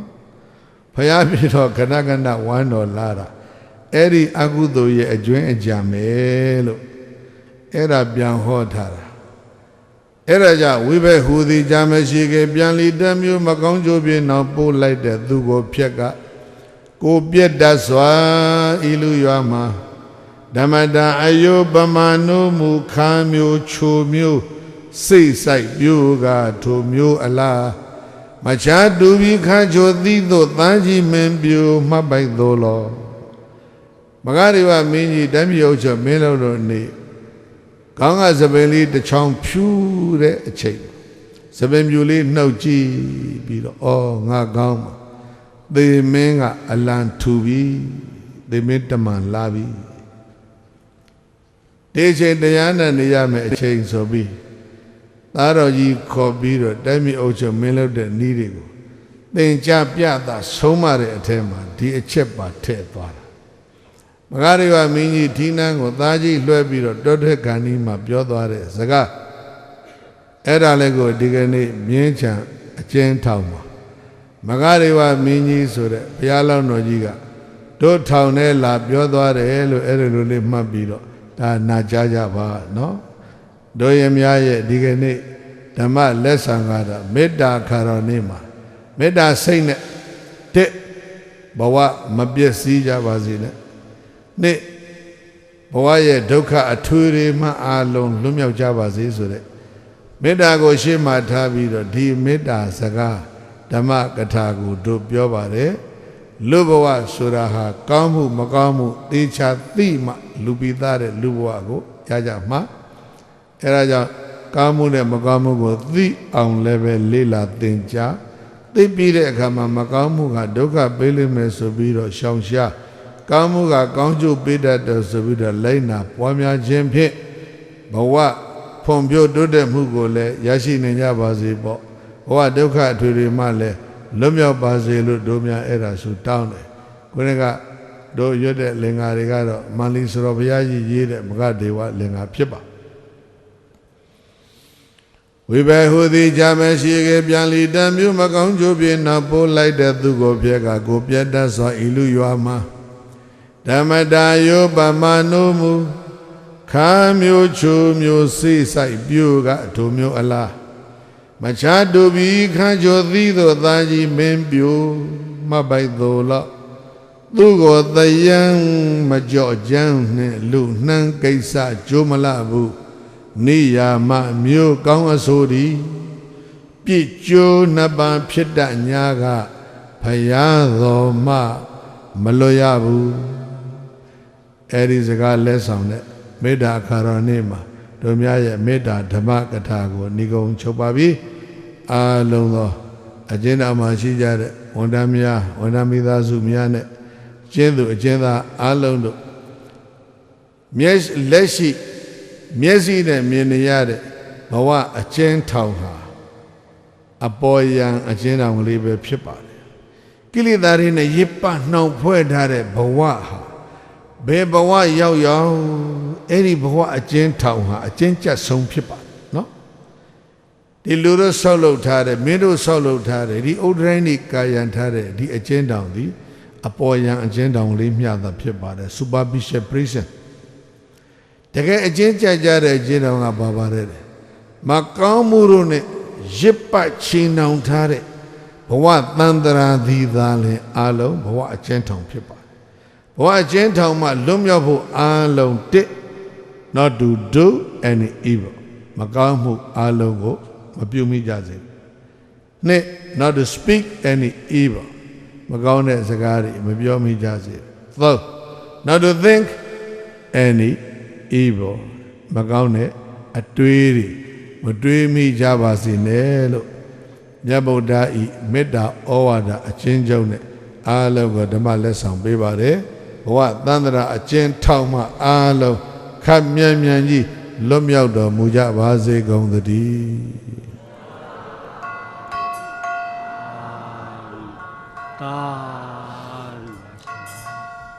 ကဲအားလုံးအမြတ်ဝေကြဖို့ဆိုကြရအောင်တစ်ကတော့တော်သီရိဗုဒ္ဓတက္ကသိုလ်ကျောင်းမကြီးတော်ညွန့်အေးနဲ့အပေါင်းအသင်းများကနေပြီးတော့အချင်းတော်ဝန်ထမ်းနဲ့အကျဉ်းသားအားလုံးနေ့စာညစာနှစ်တက်စာကျွေးတဲ့ကောင်းမှု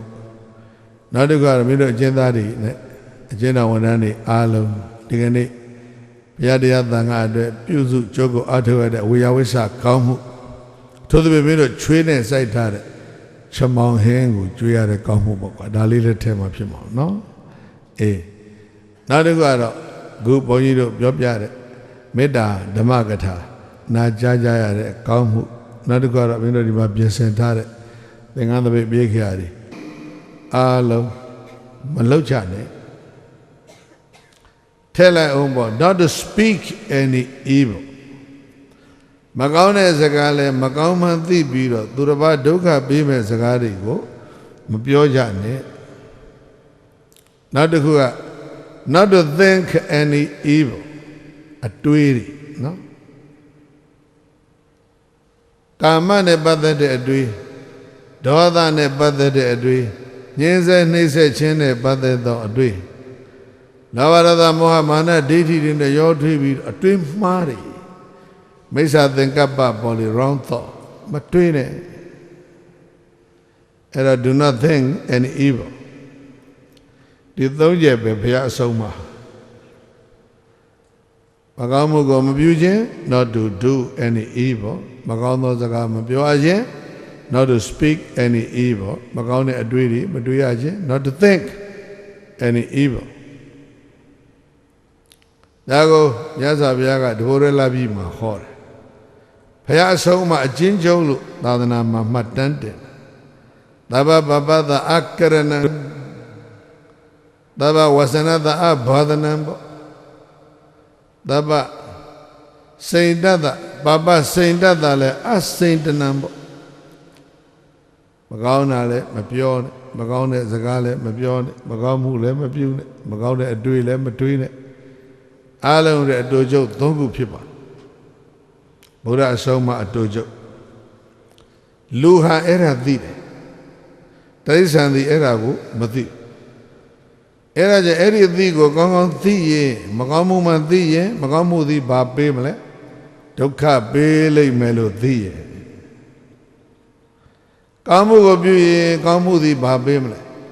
ကောင်းကျိုးပေးလိမ့်မယ်လို့သိရင်ဒီအသိလေးနဲ့နေရရင်လယ်ထဲမှာပဲနေနေအိမ်ထဲနေနေထောင်ထဲနေနေရွှေနန်းတော်ကြီးမှာပဲနေနေဟုတ်လားရွှေကျောင်းတော်ကြီးမှာပဲနေနေဒီအသိနဲ့နေမှဘဝဟာတန်ဖိုးရှိကိုပြောတဲ့အသိမျိုးသားမရှိခဲ့ရင်ရွှေပခက်မှာမွေးပြီးတော့ရွှေနန်းတော်မှာနေလဲပဲလူအသိဆိုတဲ့မကောင်းမှုနဲ့ကောင်းမှုကိုခွဲသိတဲ့ဉာဏ်မရှိရွှေနန်းတော်ဘွားရွှေနန်းတော်သားတွေလည်းပဲတန်ဖိုးမရှိချောင်းထဲမြောင်းထဲကဆင်းရဲသားဖြစ်ဖြစ်မုတ်ဆိုးတငါကမွေးလာတဲ့သားပဲဖြစ်ဖြစ်နော်အနုအဝဲပဲဖြစ်ဖြစ်ဒီအသိဉာဏ်ရှိ physical appearance ကတော့ဘလောက်ပဲအယုတ်ဆိုးဆိုးပေါ့ mental appearance ဘာပဲလဲလှနေဒါလူပိသတယ်လို့ခေါ်ပါတယ်အဲ့ဒါဆိုအလုံးလူပိသတယ်လူအသိနဲ့စနစ်တကျဘဝမှာနေသွားဖို့ဘဝတစ်ခုကိုအဲ့ဒီအသိကောင်းလေးနဲ့အဆုံးသတ်ဖို့ရတဲ့အလုံးဒီကနေ့ကိုဘုန်းကြီးတို့ကတိုက်တွန်းပါတယ်အဲ့တော့မနေ့စာနဲ့နေ့စာကြွေးတာကတော့မဒါနမဟုတ်ပါဘူးဒီစကားလေးတွေပြောခြင်းလို့ဘုန်းကြီးတို့ဒီကောင်းမှုပြုတာပါနော်ဒုလဘ5ပါးဆိုတာရှိတယ်လေလူမသိတဲ့လူဘဝရခဲ့လူဖြစ်တဲ့လူဘဝဒီလိုဓမ္မကိုဘာဖြစ်လဲကြားဖို့ခဲရင်နောက်ပါခဲသေးတယ်ကြားပြီးတော့လဲနားလည်ဖို့လဲခက်ခဲတယ်နားလည်ပြီးပြန်တော့ပါတယ်ကျင့်ဖို့ကပိုခက်ကျင့်ပဲကျင့်ကြတော့လည်းပဲကျင့်သည်အလောစွာတသိနားလည်ဖို့တရားအဆင့်ပေါက်ဖို့ကဘာဖြစ်လဲပိုခက်ဒါတွေကိုဘာခေါ်တာလဲဒုံပါအလုံးထောင်ထဲမှာပဲနေနေနော်နတ်တော်ထဲမှာပဲနေနေအဲ့ဒီရခဲ့တဲ့ဘဝကိုတော့အကုန်လုံးရထားကြတာရထားတဲ့ဒီဘဝကိုမဖြစ်စည်းပြကြနဲ့နော်အကျင့်ကောင်းနေအသိကောင်းတဲ့အတွေးခေါ်ကောင်းနေတဲ့ရထားတဲ့ဘဝကောင်းလေးကိုတက်ကဘာလဲ preserve လုပ်ထိန်းထားဒါတဲ့ပို့ပြီးတော့အောက်တန်းချမတော့နံပါတ်2ကတော့ try to upgrade ပေါ့ကြိုးစားပြီးတော့မြင့်ထားကြိုးစားမြင့်တယ်လို့မြင့်လာပြီးရင်လည်းအဲ့ဒီမြင့်လာတဲ့ဥစ္စာကိုဘာလုပ်ရမလဲ try to preserve မြင့်နေတဲ့ဘဝကိုကြမတော့အောင်လည်းဘာလို့ဆက်ထိန်းထားဘဝရဲ့အထိန်းတရားဟာဘာလဲဆိုတော့ကိုချင်းတရားပဲကိုချင်းတရားနဲ့အသိဉာဏ်ဝိဘက်ဟူသည်ကြာမရှိခင်ပြန်လီဓာမျိုးမကောင်းကျိုးဖြစ်နောက်ပိုးလိုက်တဲ့သူကိုဖြက်ကကိုပြတ်တတ်စွာဤလူရွာဝဲဓမ္မတာအယုပမာနိုးမူခါမျိုးချိုမျိုးစိတ်ဆိုင်ပြိုးကထိုမျိုးအလားမချတူပြီးခါချိုသည်သောသာကြီးမင်းပြိုမှတ်ပိုက်သို့လောသူကိုယ်တရမကြော့ကျန်းနဲ့လူနှမ်းကိစ္စကြိုမလဘူး လူနှန်းဆိုတာလူမိုက်လုံနှန်းကိစ္စကြိုးမလာဘူးနိယာမမျိုးကောင်းအဆိုးဒီနိယာမနော်ဗီဇတို့ရဲ့မျိုးစေ့တို့ရဲ့ဖြစ်မြဲသဘောဗီဇနိယာမတို့ကျင်းတောင်နဲ့လျှောက်ကြည့်အာငရုတ်ပင်လေးရဲမဲ့သီးမဲ့နေပြီဒီလိုပြောမကောင်းဘူးလားပင်မဲ့ကလေးတွေတရားသီးပင်မဲ့တို့မပြောသေးပင်မဲ့ဆိုတော်တော်ချိုးတယ်မဟုတ်လားဒီကနေပြောတာငရုတ်ပင်မဲ့ချိုးလားမချိုးဘူးနော်ဘာနိယာမလဲဗီဇနိယာအပူအဆက်မျိုးစိတ်ကိုစိုက်ထားတာအချိုးသီးမလားအဲ့ဒီအပူအဆက်ကိုအချိုးဖြစ်အောင်ဘယ်ဘုရားသခင်မှမပြောင်းနိုင်ဒါဗီဇနိယာမခေါ်တယ်ဒါ natural law အဲ့ဒီအတိုင်းပဲကမ္မမှာလည်းနိယာမရှိတယ်ကမ္မဆိုတာစေတနာပြောတာနော် your action ကိုယ်နဲ့လုပ်တဲ့အခါမှာပါလာတဲ့စေတနာပါဇက်ကပြောတဲ့စေတနာစိတ်နဲ့တွေးတဲ့စေတနာ any action တိုင်းမှာပါဝင်နေတဲ့စေတနာကလောဘဒေါသမောဟနဲ့တွဲလဲလို့ရှိရင်သူကငရုတ်စိတ်လို့ဖြစ်သွားအဲ့ဒီဘဝမှာအပူဇတ်သီးတွေကြီးသီးပြီးတော့အပူဇတ်တွေကြီးစားနေရတော့မှာဒီစေတနာဆိုတဲ့ဒီမျိုးစေ့ဟာလောဘနဲ့ပေါင်းလို့ဒေါသနဲ့ပေါင်းလို့မောဟနဲ့ပေါင်းလို့လောက်ထားတာတွေတဲ့အချိုးသီးမပြောနဲ့တော့သပြက်ကလေးစိုက်လိုက်မလားခရမ်းကျင်သီးလေးစိုက်လိုက်မလားဟိုမှာကစွန်းတွေသိကောင်းတယ်ကွာနော်ဒီကနေ့စွန်းဘက်ကကစွန်းရဲ့ကြော်ကြည့်တာမတွေ့ချမောင်ဟင်းတော့ရတယ်ချမောင်ဟင်းလည်းတော်ကောင်းတယ်မင်းတို့ထောင်းတယ်မင်းတို့စိုက်ထားတာနော်ချမောင်ဟင်းနှစ်ခွက်တော့အဲ့ဒါနောက်တကကစွန်းရဲ့ကြော်စားဖို့ကလာခဲ့အောင်မယ်နော်ကြော်ထားကြဟိကောင်းတယ်ဆိုရင်လည်းမျိုးစေ့ပါပဲနော်ချမောင်စေ့စိုက်တာချမောင်ပင်ပဲပေါက်တယ်ကစွန်းပင်မပေါက်ဘူးကစွန်းစေ့စိုက်တော့လေကစွန်းရွက်ပဲလာတယ်စိုးဖို့ရွက်မလာဘူးအဲ့ဒါကြောင့်မို့လို့စေရနာဆိုးရင်ဒုက္ခတွေကြီးပေးမှာစေရနာကောင်းရင်ကောင်းကျိုးတွေကြီးပေးမှာဖို့ကိုတွန်းတွင်းတဲ့9ရက်အပျော်လောင်တဲ့နွားကြောင်သားဘုန်းကြီးဖြစ်တော့တောင်ပြိုပြီးတော့သူတို့တရားထုတ်တဲ့လှန်ကူကြီးတောင်ပိတ်သွားတာတောင်ပြိုလို့ပိတ်တာ9ရက်ကြာတယ်နော်ဘုန်းကြီးတွေခံရတယ်ရှောင်မရ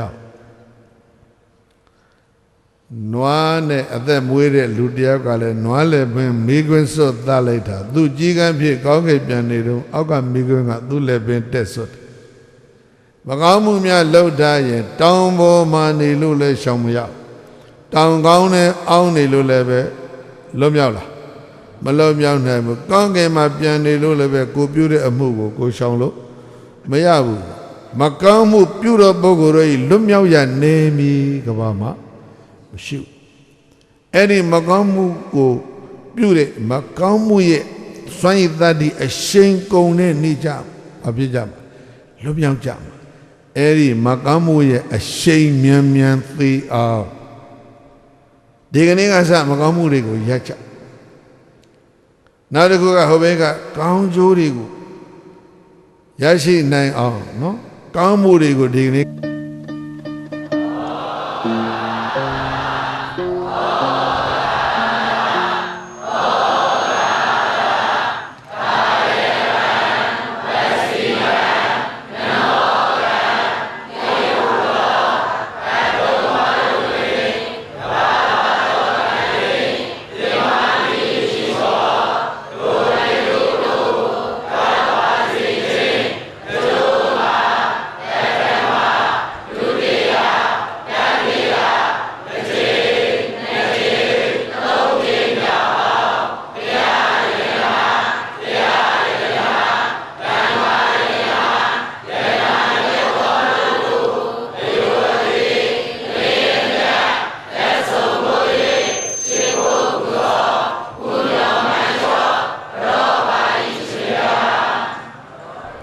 ဝါကောင်းလာပြီ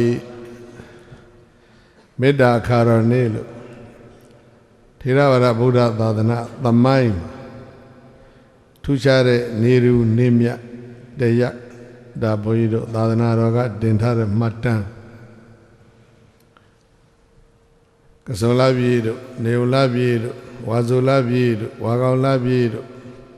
တော်သလင်းလပြေတို့သရင်ကျော်လပြေတို့နော်တဇောင်းမုံလပြေတို့နတ်တော်နဲ့ပြသူပါတော့သိမထူးခြားဘူးတဘိုးရဲလပြေတပေါင်းလပြေလပြေနေ့တွေဟာဘုရားဘာသာဝင်သူတော်စင်တို့ရဲ့ဒါထူးမြတ်တဲ့နေ့ဘာတွေထူးတယ်လဲဆိုလို့ရှိရင်ဗုဒ္ဓနဲ့ဗုဒ္ဓဤဓမ္မတို့ရဲ့ဒီထူးခြားတဲ့ဖြစ်စဉ်တွေဟာအဲ့ဒီနေ့တွေမှာအများကြီးဖြစ်သွားတယ်ဘာကလပြီဆိုတဲ့နေ့ကတော့တော်ထဲမှာတရားအထုတ်တဲ့ယဟန်900တောဆောင်နတ်တောင်ဆောင်နတ်ယောဂဇောဘုံမဇောတွေကချင်းချောက်လို့ချင်းချောက်ခံရတဲ့ဘေးမှာလွတ်မြောက်အောင် protection from 310 protection from fear အဲ့ဒီချင်းချောက်ခြင်းနဲ့ကြောက်လန့်ခြင်းမှလွတ်မြောက်အောင်ဆိုပြီးတော့ထိုနှမျိုးကိုကာကွယ်ဖို့ defense power မှာအကောင်းဆုံးဖြစ်တဲ့မေတ္တာတရားကိုဒီကနေ့ဟောအဲ့ဒါကြောင့်မြင်းချံအချင်းတောင်မှာရောက်နေကြတဲ့တပည့်တွေတရားဓမ္မတွေအနမတေကသုတ်ဒေသနာတော်အရဆိုလို့ရှိရင်တော့ဒီတောင်ထဲနေကြတဲ့လူတွေတောင်သားရောတောင်ကြီးကြတဲ့အရာရှိတွေရောအကုန်လုံးခါဘုန်းကြီးတို့ရဲ့ဘဝဟောင်းကဆွေမျိုးဟောင်းနေပါဘူးနတ္တိဘိက္ခွေအနမတကိသံသာရိအညာတိပုပ္ပောသွေးသားမတော်ဆက်ဖူးတဲ့ပုဂ္ဂိုလ်သတ္တဝါသံသရာဘယ်မှာမှမရှိအဲဒါကြောင့်မို့လို့မေတ္တာခါတော်နေ့မှာမေတ္တာတရားရှိထားပြီးတော့ဘဝဟောင်းကမေတ္တာရည်ဆက်မကုန်တဲ့ဆွေအောင်မြောင်းတွေကိုမေတ္တာစကားမေတ္တာတရားဒီကနေ့ဘုန်းကြီးတို့ပြောကြခွင့်ရတယ်အဲ့ဒါဘုန်းကြီးတို့သူပဲဝမ်းသာတယ်သံဃာတော်900တော်ထဲမှာတရားအထုတ်တာသံဃာတော်တွေကအကျင့်သိမ့်ကောင်းလို့ character is a power နော်အကျင့်ကောင်းရင်တကူရှိတယ်အဲ့ဒီကောင်းတဲ့အကျင့်ကြောင့်ပေါ်လာတဲ့တကူအရှိန်အဝါကိုတော့ရှိတဲ့နတ်တွေကကြောက်တာကြောက်တာရဲ့ယူသေးတာရဲ့နှစ်ခုပေါင်းတော့သစ်ပင်ပေါ်ကနတ်လည်းသစ်ပင်ပေါ်မနေရတော့ကောင်းကင်ကနတ်လည်းမနေရတော့အယုသေးပေးကြစို့ဆိုပြီးတော့အောက်ဆင်းပြီးတော့ထိုင်ရတာတချို့လည်းခဝေးဝေးရှောင်းနေတယ်ဘုန်းကြီးတွေ9ရက်လောက်ဆိုအကုန်လုံးယဟန္တာဖြစ်မှာပါယဟန္တာဖြစ်ပြီး9ရက်လောက်ကြာရင်သူတို့ကြောင်းပြန်ကြမယ်လို့နတ်တွေကထင်ပြီးကြောက်လို့ယိုသေးလွန်းလို့အနာမကပဲနဲ့ရှောင်းနေကြခုတခါကြီးညွန်မှုတို့နော်ထောင်မှုတို့အလုံးထောင်ကြတွေထောင်အရာရှိတွေဘုန်းကြီးကကလရေမောကထိုင်တော့သူတို့လည်းပဲအောက်မှာဆင်းထိုင်နေရတာနည်းနည်းတော့ကျဉ်းချက်ပုံရမယ်ခုအနောက်စားလို့တဲ့တခါကြီးကတော်တော်ပင်မနေတဲ့အတန်ဘုန်းကြီးကကြားတယ်ဩဒေါဆောင်နတ်ဒေါဆောင်နတ်တွေကသံဃာတော်တွေကိုလန့်တယ်လို့နော်ယူသေးရလုံးအာကြီးတော့ဒါကြောက်တဲ့ဘက်ရောက်သွားတယ်အဲ့ဒါဘုန်းကြီးတွေ9ရက်လောက်ဆိုပြန်မလားအောင်မိတယ်မပြန်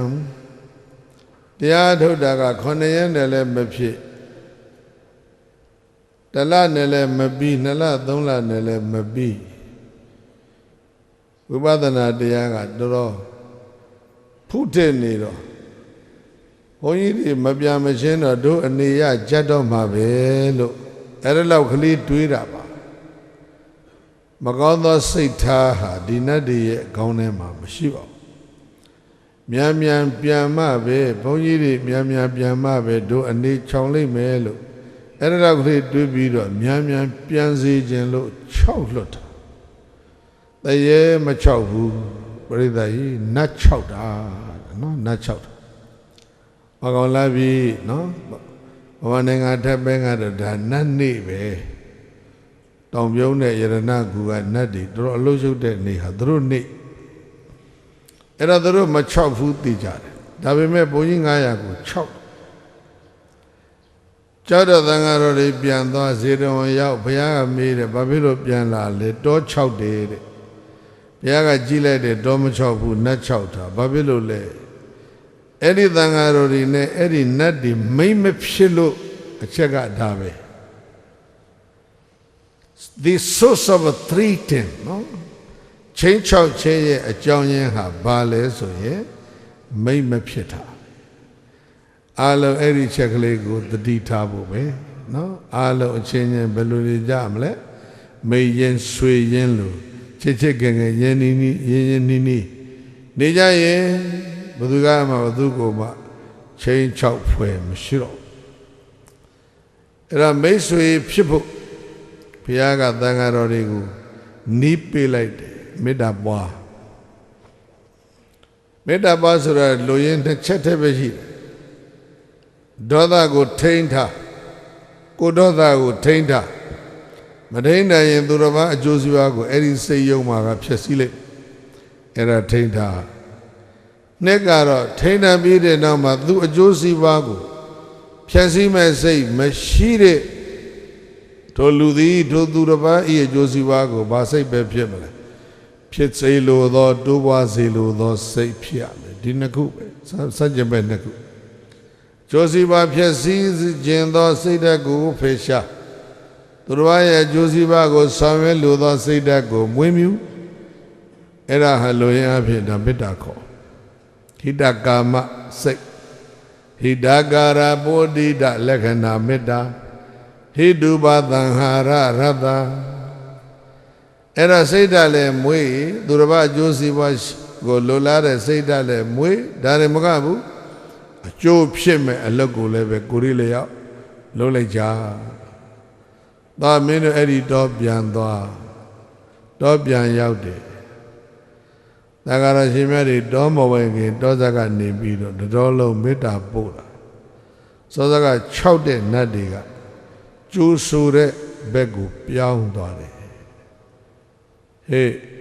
ချင်း6တဲ့သတ္တဝါတွေမလုပ်ပြီလဲ။ဟမ်ကျိုးဆိုကြတယ်အဲ့ဒါပါပဲပြုပြပြောင်းလဲရေးဆိုတာနော်ချင်း6ချင်းကိုဘာပြောင်းကျိုးဆိုခြင်းသို့ပြောင်းနိုင်အောင်လို့ချင်း6တာကဒေါသတရားကျိုးဆိုတာကမေတ္တာတရားသံဃာတော်တွေမေတ္တာပို့တော့တောတဲ့ကနတ်တွေအစုလိုက်ထွက်လာကြတယ်စာရဲတော့မပါဘူးဘုန်းကြီးကစိတ်ကူးနဲ့ပြောကြည့်မယ်ဆိုင်းဘုတ်တွေကိုင်းပြီးတော့ welcome to our forest ကိုတော်တွေကိုတပည့်တော်တို့တောအုပ်ကြီးတဲ့ကြွပါကျိုးပါတယ်ဆိုတော့